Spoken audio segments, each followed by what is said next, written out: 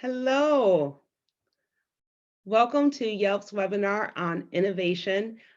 Really excited to have folks join us today. We have great guests speaking about innovation in their companies, and we're really excited to talk to everyone. So we'll give you a few minutes to let people join in here. Just some quick housekeeping. You'll be able to submit questions. So when you hear one of our great panelists, Jeff, Derek, or Tala, say something that inspires you or something you want to know more about, please feel free to throw that in the chat.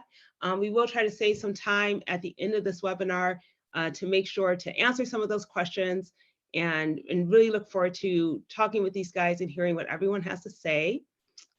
So I'll give just another maybe 30 seconds for people to join, and then we will launch right into it. While you are waiting, there's a question I have for our panelists that I would love to hear any thoughts from the audience as well. What's an innovative brand that you love?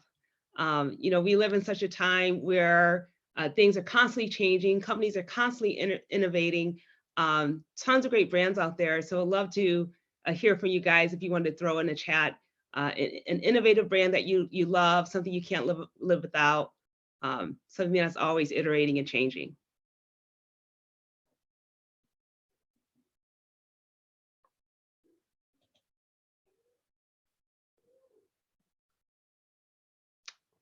Great. Oh, Target. Yes. I think one of the things I thought about Target recently, I guess it's in the last few years, is changing the format of the store. From those large Target stores to the smaller footprint in-house, changing the store design, carrying groceries. I definitely agree there. Great, well, let's go ahead and get started. So I'm Khadisha Burr. I am the Multi-Location Solutions Director at Yelp. I'm a 15-year Yelp veteran and have been around to see all the different things that this company has done over the years.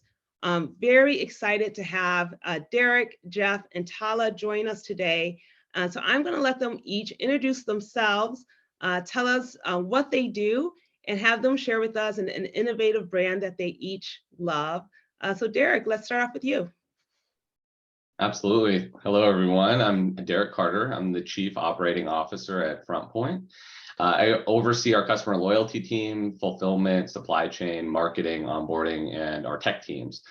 And just a little bit about Frontpoint, we make it easy to secure what matters most. We provide a premium do-it-yourself home security solution with professional monitoring. And for me, I would say the brand that I admire for innovation is Sonos. They were a pretty big disruptor when it comes to the speaker systems that they launched. They're constantly innovating in their app, and they're always taking customer feedback. I've submitted some myself for feature enhancements that they have implemented within the app, and they just make it so easy to set up and so approachable from a user experience perspective. So really admire the Sonos brand. I love that, Derek. Really just changing the landscape of speakers, right? Exactly. Jeff, you want to go next?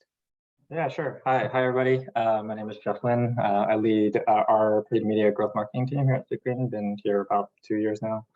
Our team pretty much handles everything across all paid channels, from sort of social programmatic, direct partnerships, traditional, everything from like a growth performance perspective. For everyone who doesn't know Sweetgreen, we're a salad company that started from 3 undergraduate Georgetown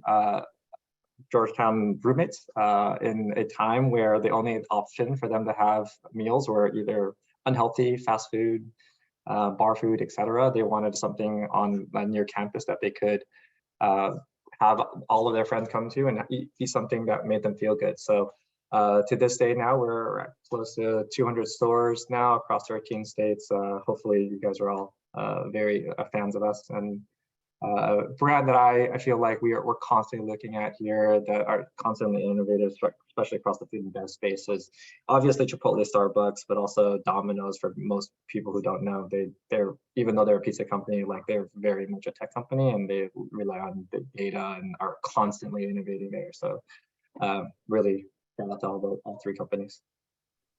I love Domino's. I think they're a Michigan company as too, and so I had a lot of Domino's pizza growing up. Tala. Yeah, thanks, Kadisha. Honestly, Domino's and Sonos are incredible brands. That's tough to follow, but I'm Tala Zurakat. I'm the senior product manager at Yelp on attribution/measurement. So I work on our first party suite of measurement products, including Yelp store visits in our Pixel, and also work on some of our integrations with key third-party partners. Some include Foursquare as an example for store visit measurement.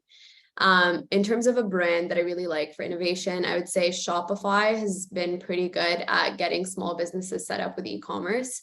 So it's really nice for me to be able to shop online because I like online shopping from local businesses through websites through shopping experiences they've set up through Shopify. So I'd say that's one that I really admire. It's also a Canadian company and I'm Canadian, so I have to shout it out. Yes, love that. So innovation is just a big word in the space, and it's becoming really increasingly important to really driving corporate growth. I would love to hear from each of you just your view and your company's view on innovation. So, for example, is it imperative? Is it a must-have? How far do you like to take new ideas? So, Derek, you can start us off just with sharing with us how Frontpoint views innovation.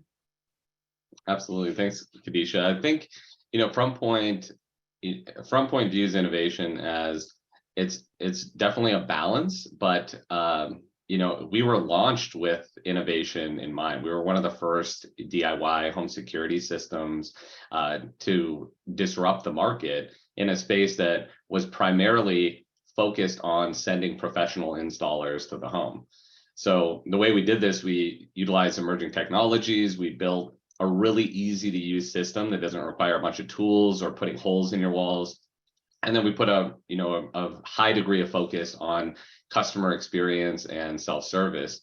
And I think that it's something that we continue to focus on as a company, looking at changes in the consumer's way of thinking, what they're expecting within their home to truly be a home hero, like we like to say it.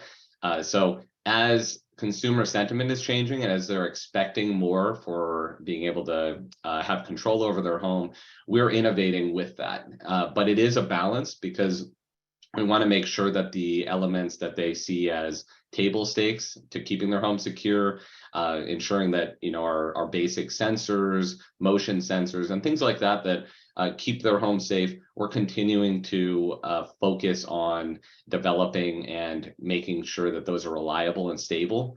And so I would say it's a balanced approach. We're looking at ways to innovate, but not deviating too heavily from what our core focus is, which is keeping their home and their family safe. Great, love hearing about what's going on at Frontpoint beyond the security, which is so important. Jeff, what about at Sweetgreen? How do you guys view innovation? Yeah, I mean, I think innovation is always a pretty big, heavy topic for us at Sweetgreen. I think, we're pretty close to imperative. I think to say that, selling salads is, very innovative is, probably a little bit of a far stretch, but I think that the way that we think about technology and how it supports that, how the experience with the customers within stores, how we are within our community and our farmers knows relationships have been pretty innovative from inception, and how we're bringing that forward, here in 2023. So, I think the food and beverage industry, generally speaking, is pretty slow moving when you're talking about innovation. And that's where we've always zagged when everyone zigged with really thinking about things like we were one of the first companies to do like true cashless purchases. And this is way before COVID. We also have no guest checkout. So you have to sign up for us, sign up with the account with us very, very early on. And that was pretty tough in the beginning stages. But right now we have over 50% penetration of our users, which is pretty much the leader within our space. We always from the beginning source from local farmers wherever we can. And we always thought about sustainability in a world where, I know everyone does it now, but that was really built into our ethos, right? And so all of these mixed together with kind of just being a traditional brick and mortar food and beverage company, restaurant business, tying that all into, technology and data and making sure that all of these go hand in hand. A lot of things that what we also look to do is just making sure that we're always testing and trying new things and trying new technologies, not being afraid to fail. And so, from that standpoint, we really try to embrace innovation as much as possible where it makes sense. Great. I'm really curious, Jeff, knowing that at Sweetgreen you did cashless very early, you did the no guest checkout, and those really require not only the company innovating, but your customers to accept that innovation. What was it like getting that adoption to the point to where you are today, to over 50% of your customers, transact with you that way? Yeah, I would say it's definitely a learning curve. Cashless for some time was challenging depending on which market you're in. No guest checkout, I think, was the biggest hurdle for us. You typically, I think if you're not a regular customer, you want to usually not impede your purchasers from making that first purchase, or just in general, as you put more gates on like final checkout, you have lower conversion rates. And so, but we really made that investment there, understanding that eventually this was going to pay off. And I would say it was a very, very slow ramp at the beginning. You had to get a certain over a certain traction, but once we understand that user, right, we were able to then have so many more inroads and insights onto who that user is. Our loyalty program can be much more, thorough, and from that standpoint, like it got us to where we are here. So I think with innovation, the payoff is never direct and immediate. It always takes a little bit of time for us to really show the fruits of that labor. That's great to hear. Adoption takes patience. That's right. Which I know when companies are meeting margins can sometimes be tough. Tala, when you think about innovation at Yelp and in the attribution space, how is it viewed, and how does the team make decisions there? Yeah, I would say I think anyone working in technology can probably attest that innovation is quite important and it moves very quickly. So I would say Yelp as a whole is keenly aware of innovation, specifically within the attribution and measurement space. I would say it's close to imperative at this point, just given what's happening in the market with privacy changes coming from Apple and Google, et cetera. So I think the way we're approaching it is imperative. We're trying to define like what areas we should make our investments in. And in terms of figuring out what those key areas are, I like the points that were brought up around experimentation. One other thing I want to call out is building out some form of minimum viable product that's a lower investment to create and testing it out that way, rather than going full-fledged and building out a full new experience or product that may fail. So I think that's how we view it, at least on my team. Great. With so much happening in the marketplace, if we were to pick up a newspaper today or go online, you're going to hear about ChatGPT and the metaverse and Web3, and lots of trending things that a company can pursue. So how do you decide which innovations to pursue? Do you follow the trends? Where do you make the investment, and what maybe makes you decide not to invest in something? So Derek, I know Frontpoint has done lots of things, right? Really expanding into home automation. I'm sure there's tons of places you could go. How do you decide to really focus and what to pursue in the space?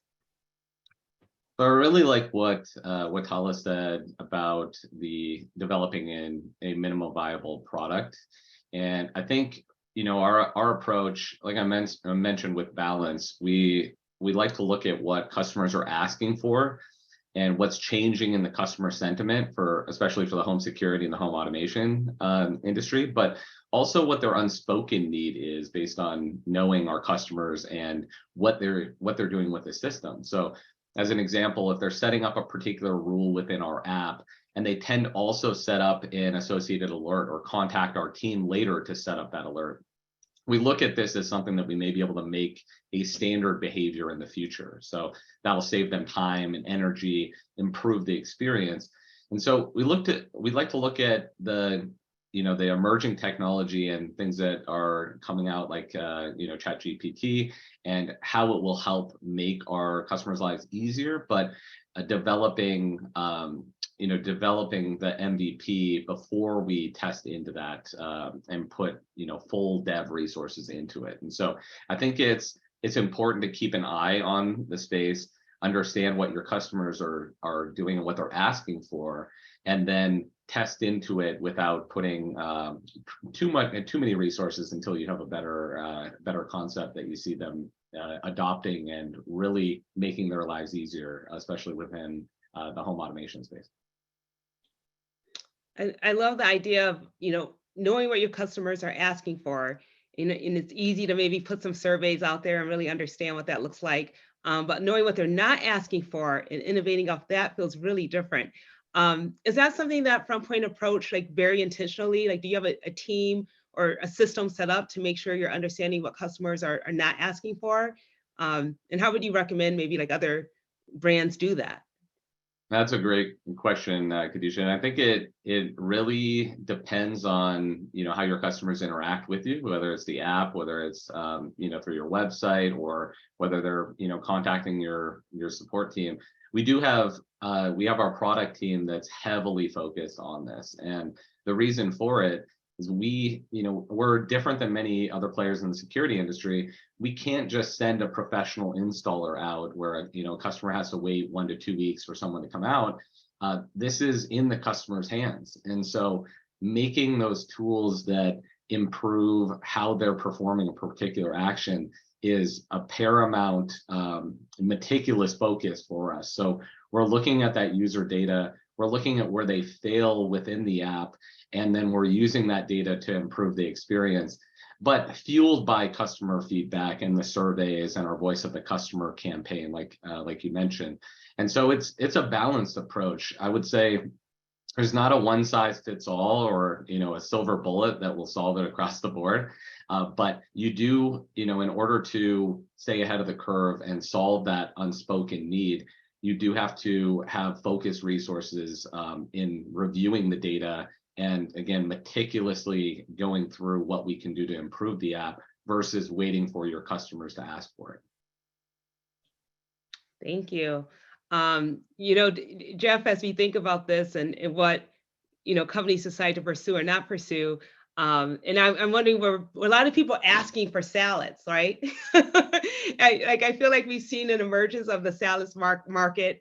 I will spend money on a salad every day. I'm definitely guilty of it, but it wasn't a behavior that was always in the marketplace. So just really curious how Sweetgreen has kind of approached what you decide to innovate. I know there's some really cool things, aside from how you source, what you've done with your marketing. I would love to get a better sense of how the company thinks about that.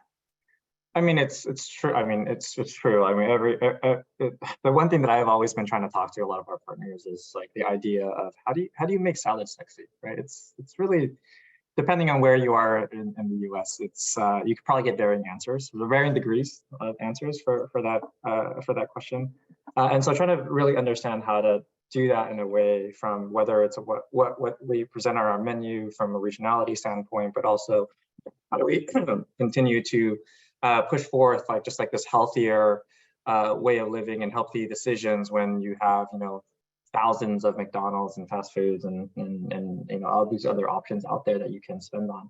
I think those are things that we're constantly trying to figure out in a way to make it still be true to taste good, but also be healthy and also fit within our true ethos within like sustainability and what have you. I think from like the tech perspective, and just to go back on kind of like Web3 and ChatGPT and all the other stuff, I think a good healthy amount of curiosity is needed within your larger or your leadership. You can't just continue to stay complacent with like the same things that you're constantly doing, right? You have to to Derek's point, you do have to devote a certain amount of resources, and all of that is required to really understand a emerging technology. But if you're not willing to at least go down that path and understand that everything that you're doing may not necessarily be perfect for your company, or even at this point, things like NFTs or Web3 or predictive AIs could be beneficial, but it's maybe not the time for your company, right now. But potentially down the line, are you able to move quickly in a way that is going to be a value add for either your company or your customers or your anywhere along that line? So all of that just is all of that curiosity and all of that know-how is how you're going to be able to move quickly and stay ahead of the curve, right? And so we try to have a healthy intersection of like what we always call art and science, and from that standpoint, making sure that like those decisions are being made within that light, and still, like I said previously, like not being afraid to fail, really trying everything, making sure that these are things that we can roll out to scale, as opposed to just being in the metaverse or having an NFT for the sake of just checking that box. We want to make sure that it adds value. Yeah, just to chime in for 1 second, Khadisha, I really like what Jeff said on just a healthy curiosity with it, because if you force the subject, if you launch something like an integration with ChatGPT too early, you can actually drive negative customer sentiment if you're not focusing on some core components that are in the product roadmap that customers have been asking for. You may get feedback where it's, well, that's great, but what about this, and this that we've been asking for years? And so I think it's good to come in with that healthy curiosity and be aware of it. But really like what he said on when it makes the most sense for your customer base and your business. It sounds like you speak from experience there, Derek. Has there ever been something that either at Frontpoint or somewhere else you innovated on and it was just not what the customers wanted at the time? I could probably share many examples from past experience, but I think it comes top of mind to me just because I recently was at it's ISC West. It's a security conference that I was attending last week, and the first thing that was kind of the hook for every company coming in was ChatGPT, and what we're doing with ChatGPT. But when you really got to the core of how they're utilizing it, it's at a very basic level. And so I think it's more of a hook and a niche play for some organizations.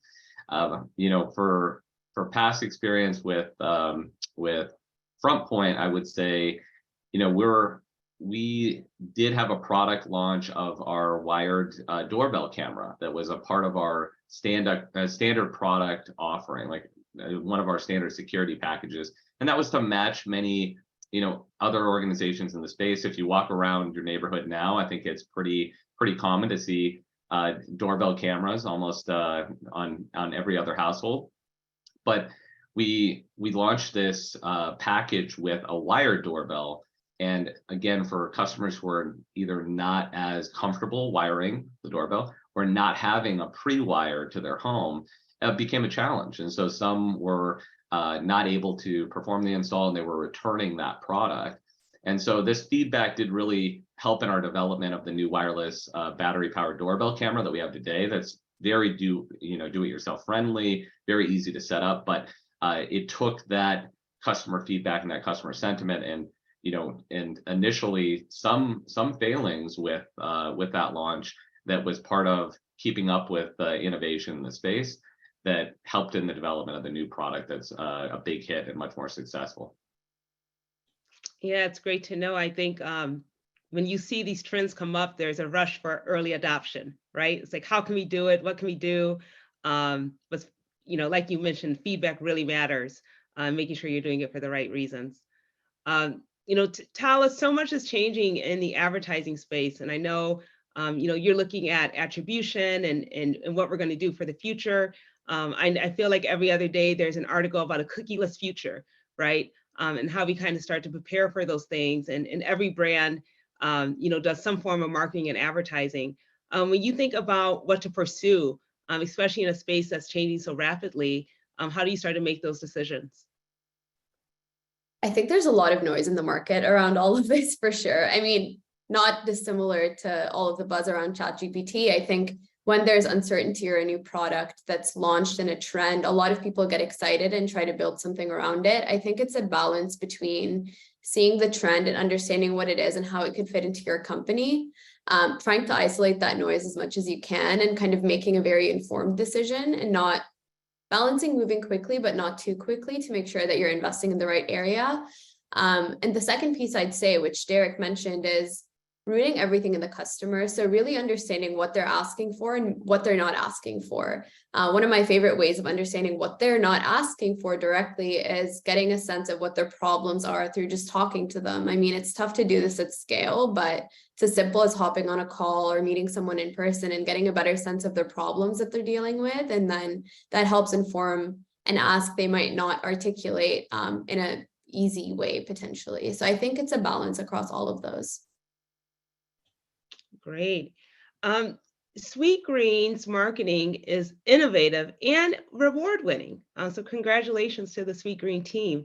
Jeff, I'd love for you to tell us just about the journey the brand took that won you Fast Company's 2022 Innovation by Design Award.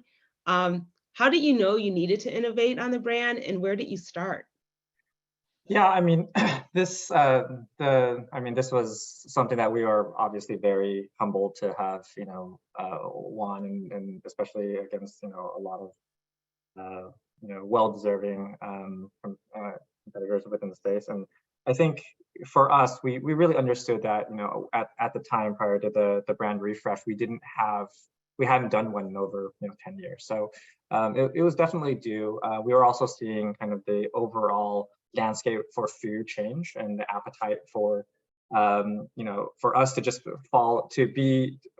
ahead of the trend and just to make sure that we are so true to ourselves. And so the main answer to the question was, how do you find creative ways to make eating vegetables interesting, and also it be like natural and feel like we're not trying too hard. Because I think at the time, if you remember, most of the food brands pushing that was like the zoom in on the huge burger that falls, and it's like food porn with the melted cheese, and it's all like these really decadent shots and feelings, which objectively works all the time, works on me.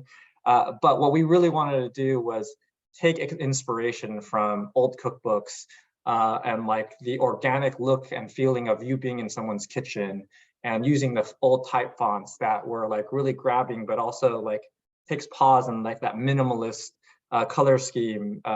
And so, we wanted to make sure that even though you were looking from a screen, you kind of get this craveable feeling of like, oh wow, that looks really good. I want to try that. Right? I want to have it so that you can.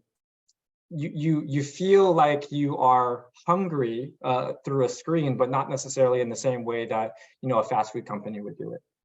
And so it took a lot of time. We went through a ton of old cookbooks. We partnered with Collins, which is our creative agency at the time, and they did a fantastic job of putting together the full refresh. And then ultimately at the end, we partnered with Naomi Osaka, who helped us like kick off our branch and a relaunch. And so she naturally is a Sweetgreen fan. She eats us quite often, and even ahead of a lot of her tournaments, we'll have Sweetgreen weeks leading up to it for many of her meals. So a natural fit for someone that like kind of really stood for what we believed in, was a natural fan for us, really loved the product. We love her as well, especially everything that she stands for on the mental health aspect too. And so I think it was just kind of a great partnership both ways. And we're as I mentioned, we were really humbled. So really happy to be recognized that way. That's great. I love the really forward thinking of tapping into nostalgia. We see it so much in fashion, and to think about taking those old cookbooks and doing that redesign was really brilliant. Fantastic. Derek, I know that Frontpoint was really the first to offer DIY home security, and it's really continued to add these home automation features. And so Frontpoint, when we look at everyone on this panel, you guys have really pushed product innovation Can you tell us how you decide what products to build and where you push innovation versus where you want to keep the status quo? What kind of data do you tap into and what kind of inspires the product builds?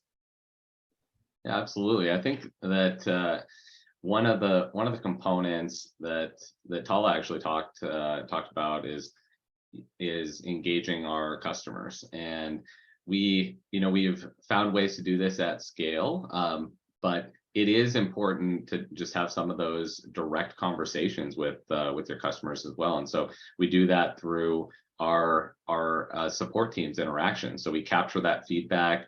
We have different means that go to our product team that help influence the roadmap. But we also have a really robust voice of the customer program with product surveys, engagements at different points of the product lifecycle, and also transactional feedback that comes through that we enact. Outside of the voice of the customer program and what our customers are saying, we look at the changes to the industry in terms of the customer sentiment. And so I mentioned the unspoken need of the customer, but there is also a change in the security industry and what people expect and what they're comfortable with. If you look back, 5-10 years, indoor cameras were something that many would look at and say, I don't want a camera inside of my home. But now, because of innovation and because of the changes to be able to put privacy features on those cameras and timing in which it can record, or events that would trigger that recording, that sentiment has changed. And now it's almost a common part of the ask when a customer wants to better secure their home or understand what's happening within their home. And then the same comes with home automation.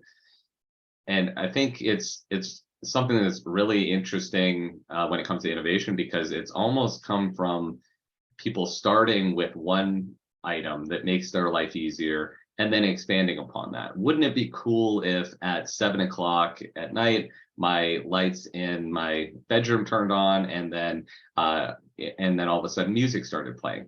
So things like that, where you can set a scene and make your life easier, have almost developed some of those enhancements that we put within the product offering and within the app. And that comes from data view, seeing what the customer is doing within the app, how they're using the system, and solicited by customer feedback. And so I think it's a balanced approach, but we are constantly looking at the changes to the customer sentiment and what people are expecting and what they're comfortable with, and that does help steer our roadmap. For Frontpoint specifically, it's also fueled by what is going to be do-it-yourself friendly, what are customers expecting, and what do they feel comfortable setting up themselves. And I think one of the big things that we've done is, other companies focus on self-service and self-setup as a cost-cutting measure, but we've really developed it as a means to improve how the customers interact with the system. And some of this was a turn because of the pandemic, where nobody at the time wanted a technician coming out to their home. And so this was a great time for Frontpoint to shine. This is a system you set up yourself and you're going through the app. And so we really put a big degree of focus on making it easier for our customers to do this. And these tools turned into useful education resources for our customers, helping them explore new features and functionality, and almost adding on to the product offering versus just standard troubleshooting. That's great to hear. I'd imagine in your space, when you're talking about people being more comfortable with cameras in the home, there's like so many things happening in a space all at once, right? Like putting a speaker there that's listening to you, having a smart fridge. Are there any things you see like in the industry today that are kind of on the edge of what's next for home automation? I think that it's as the home is becoming smarter and as more of the, I think at this point people have seen appliances, a smart fridge, smart washer, dryer. There are different components that, as we talk about innovation, it's pushing the envelope of, do people really want some of these items versus what is going to make your life easier and what is actually going to add to that home security and home automation suite. And I think that it's adding into the life cycle of those that are working from their home, especially with many working in the hybrid work environment or working remotely. What can be added on to improve and cut down on time spent on tasks that people don't want to have to focus on? And so I think those enhancements are driving more of the home automation space. I also think that this is a market that is just starting to get into from more the residential use, but the addition of the vehicle to the view of the home through telematics and tracking the driver behavior for teens and those that are using the vehicle is still something that's just getting started, but I think it's going to become more widespread and an extension of the home and people becoming more cognizant of what's happening with the vehicle. I can't wait. I'll have some drivers soon. I'm not looking forward to that, but I would definitely be tracking them, that's for sure. Tala, I know attribution can be a really tough area, especially nowadays as companies are tightening up on marketing budgets. People are wanting more and more precise measurement. What are some things that you're innovating on today to address how you see this market getting even tougher?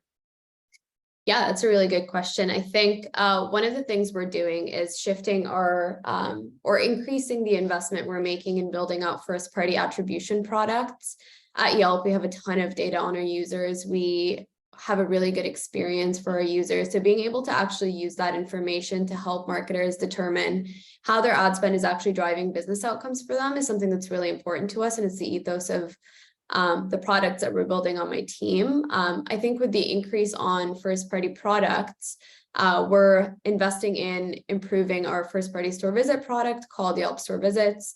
We're also increasing or exploring opportunities to allow advertisers to understand the return on ad spend that our ads are driving for them. So as Jeff mentioned, a lot of their transactions are done with some form of identification tied. They're ordering online in advance and stuff like that. We're finding that a lot of marketers want to be able to use that data to inform how they're spending their marketing budget. So we're trying to build tooling around that in a privacy safe way to allow them to understand the value that Yelp is driving there. Beyond that, working really closely with our partners. We have a lot of great partners, and obviously the entire space is evolving. So we're making sure that the people we're partnered with are kind of headed in the direction where we see value and making sure that we're working really closely on ideating how the products evolve over time. Great. And so we've talked a lot about successful innovations, but part of innovation is iteration and part of iteration is failure. So I would love to hear from all of you. Is there something you tried in the past that didn't go as planned, and how do you hedge against innovation failure and really figuring out how much risk to take, where you're going to take the risk, but you're not going to do it excessively when this is the kind of real world dollars that are at stake. So Jeff, would love to get your thoughts on this. Oh God, yes. As much as I try to hide and forget some of these failures, I think there are a lot of things that I have come to. I think we touched really quickly on Web3. Everything that was really hot and flashy, we've tested in. We built out an NFT. We looked at things like coins and things like that, and none of it actually hit the larger market. We spent time developing that didn't actually go into fruition. If you guys didn't know, if you guys were in DC in the East Coast, in 2010 through 2013, Sweetgreen used to have a food and music festival, like a Coachella level, like much smaller, but like if you look at the talent and if you do Google, you'll see the talent that we did for those 3 years. To think that a food company would run a festival, a music festival is pretty interesting. And as it became more commoditized, we pulled away from it. And then things like also like menu. We used to have falafel and like frozen yogurt before the days of Pinkberry and Yogurtland, and Unfortunately, those items are no longer on our menu because it just, whether it was quality or just kind of regionality, didn't work out for us. And so I think for the most part, we've tried so many interesting things to get us to where we are today, but all of these comes with a ton of learnings, and without having those strikeouts, so to speak, I don't think that we would be in the place that we are right now. I'm kind of bummed the frozen yogurt didn't work out, because that's definitely one of my favorite things to have wherever I Derek, I imagine with building new products and taking them to market, that risk is even higher. How does Frontpoint think about hedging against the failures when you're innovating? I think that, like Jeff mentioned, it's important to learn from those failures and fail fast, respond to the customer feedback, and then adapt. And we've had quite a few innovations, some more successful than others. And I would say, one, it may be surprising to most, but most security providers don't allow you to buy online, which seems crazy in this day and age. But you'll notice that many just have a 1-800 number that's listed to call and speak to one of their security advisors. And so Frontpoint was one of the first to disrupt with an e-com experience, as well as an additional shop to purchase new products. And in launching that, I won't say it's in any way, shape, or form a failure, but the sentiment is there where customers want to speak to someone for that assurance that they're setting up the system properly, that they're getting the right components. So it is very much a product where you want that guidance from someone who's done this before, especially if you've never had a security system before. And so, we initially expected the e-com experience to be a drastic shift in everyone purchasing from right from the shopping cart, and that wasn't the case. And so we adapted and iterated on this, and so we have a good, healthy balance now, and even a follow-up process where one of our security consultants will walk the customer through, ensure that they're set up for success later as well when they receive their package. But it's one that you expect one particular behavior, and it's very different because of this type of product. And so I wouldn't call it a failure, but I will say that it's one that we learned it is one approach that does work better than the other. Very interesting. People still want to talk on the phone. That's still around. If anyone has any questions, now would be a great time to let us know. I would love each of our panelists to kind of share their advice to anyone who might be a marketer, an operator, or a product manager who feels like they're not innovating enough today. How do they take their first steps, and what should they avoid? And Tala, do you want to kick us off? Yeah, I can kick us off. I mean, a lot of themes came out of today's discussion. I would say rooting everything in your customer and really understanding what they want and listening to them is key to make sure you're innovating in the right direction and not just kind of following a new trend in the market. So I would say that is key. One thing as well is just don't be afraid of failure. You're going to fail and it's going to happen, and you have to Derek's point, fail fast and learn from it. The final thing on that is if you build a product, you're excited about it, you launch it, go to market, it flops and does not work at all. You kind of have to admit that that's a sunk cost and kind of move on. So I'd say those are some learnings that I've had in my career around innovating and learning from them. Thanks, Tala. Jeff, anything to add? No, I want to echo, what both Derek and Tala said. It fail fast, move quickly. But I think having conviction on the things that you do, and it doesn't always work out, but also having the the humility to understand that you probably didn't make the best decision. Hindsight's always 20/20, right? So. Got it. Derek, anything for you on advice to people who are going to innovate and experience failure and the best way to do it? Tala and Jeff covered it. I would say the only addition is data. Just ensure that you're monitoring the data so that you can fail fast and then respond. And then also just have the grit to, even though it may be components of what you're innovating have failed, go back to what problem you were trying to solve and learn from it, and potentially take elements of the project. I think that more often people may see that initial failure as, hey, let's just put the kibosh on the entire project. And that's time sunk, that's money sunk. And then there's, again, that initial intent that's likely sunk with it. And so adaptation from that failure is a very important component for product managers and companies that are looking to innovate. Thanks, Derek. And I want to kind of keep you on for this last question, because you were just talking about monitoring the data. And Jeff asked, how do you measure innovation? What are your metrics to know if you hit your goals for the year? It's a really good question, and I think it ties to your overarching KPIs that you have for the organization and what you're trying to achieve. Every company is going to be a little bit different with this, but the initiatives that you put out there associated with innovation should be somewhat tied to those overarching goals.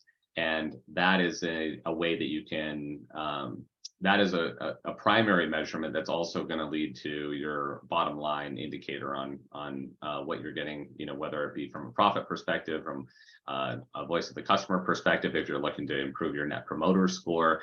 So tying it to some measurable component that feeds up to the company's goals is very important.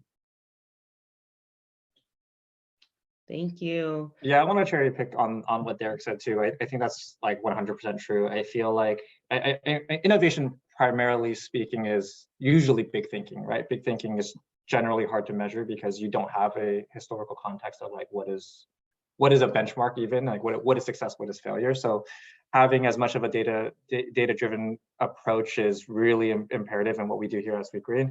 When we are looking at that, it's absolutely is trying to figure out exactly what Derek mentioned, tie it to some sort of KPI, like core KPI within the company, understanding, setting like conservative goals so that you can hopefully overpromise, underpromise, overdeliver.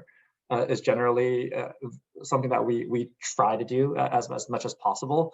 And ultimately, if it is something that's truly net new to the business, having the ability to take a step back and pivot as necessary, but also then understand, hey, how does this actually drive the business forward in maybe one area of the one aspect or another. So it can't just be linear. You have to be able to look at things from very multifaceted views.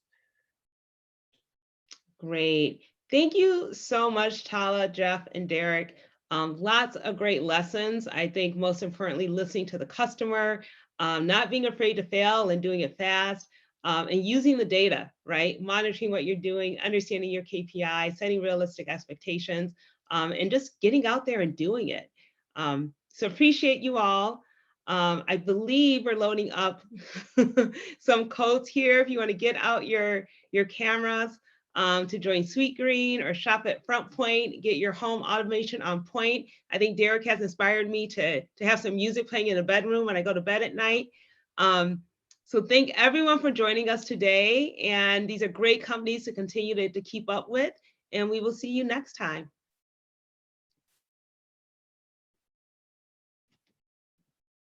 Thanks, everyone. Thank you all.